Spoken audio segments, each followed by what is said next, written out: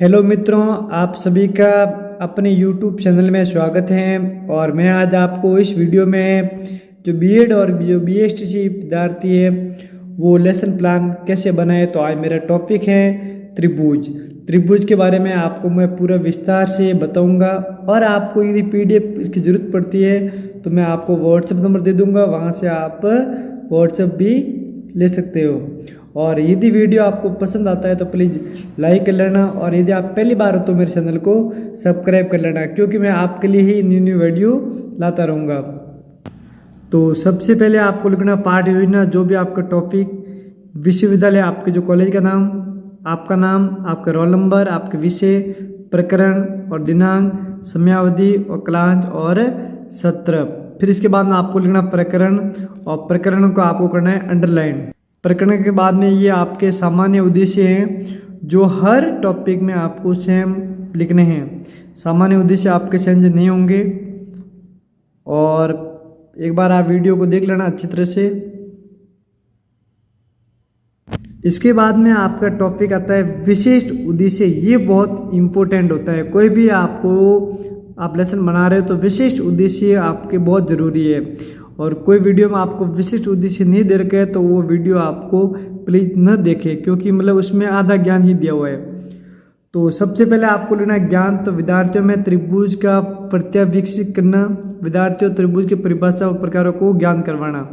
अवबोध में लिखोगे आप, विद्यार्थी त्रिभुज से संबंधित ज्ञान का उपयोग दैनिक जीवन में कर सकेंगे। विद्यार्थी त्रिभुज के संबंधित ज्ञान का उस अध्ययन में कर सकेंगे। फिर आपको दे देगा कौशल। तो विद्यार्थी त्रिभुज के संबंधित चार्ट बना सकेंगे। विद्यार्थियों में त्रिभुज की रचना करने का कौशल विकसित होगा।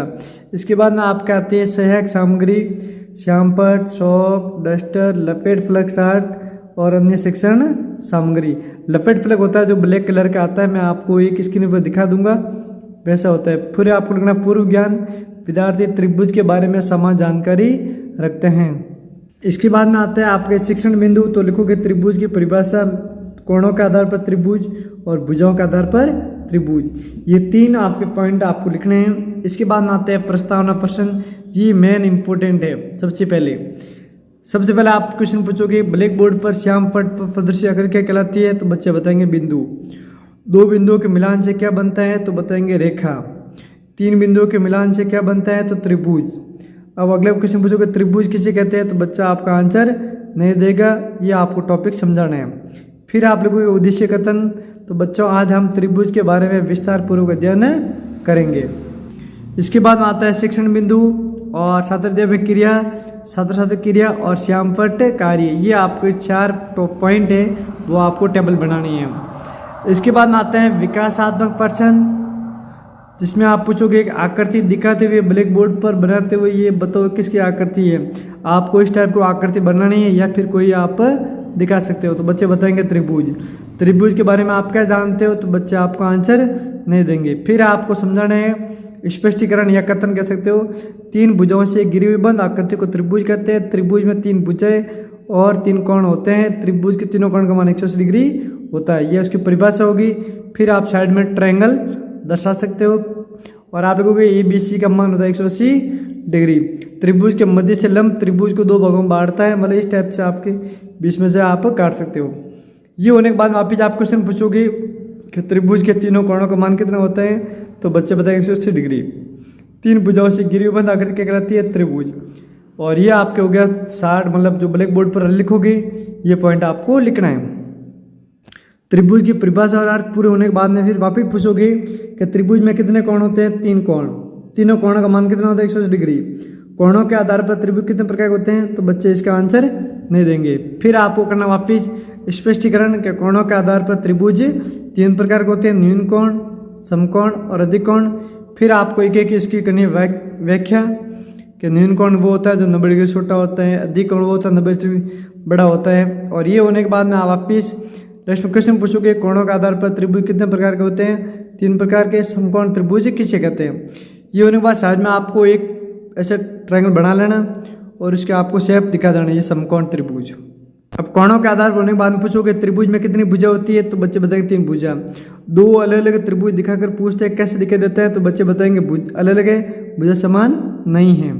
तो आप बताओगे भुजाओं के आधार पर त्रिभुज कितने प्रकार के होते हैं? बच्चे इसका आंसर नहीं देंगे। तो आपको इस साइड में आपको दिखाना है कि विसंभव है। फिर आपको करना है स्पष्टीकरण कि भुजाओं के आधार पर त्रिभुज 3 प्रकार के होते हैं: संभव त्रिभुज, समद्विबाहु और विसंभव त्रिभुज। फिर पूछोगे संभव त्रिभुज वह त्रिभुज जिसकी तीनों भुजाएं समान हो, विसंभव त्रिभुज वह त्रिभुज अलग अलग हो, समद्विबाहु वह त्रिभुज जिसकी दो भुजाएं समान हो। और इस टाइप का आपको ट्रायंगल बनाना है। ये टॉपिक पूरा होने के बाद में फिर वापिस पूछोगे ये बोधात्मक प्रश्न, भुजाओं के आधार पर त्रिभुज कितने प्रकार के होते हैं? तो बच्चे बताएंगे 3 प्रकार के।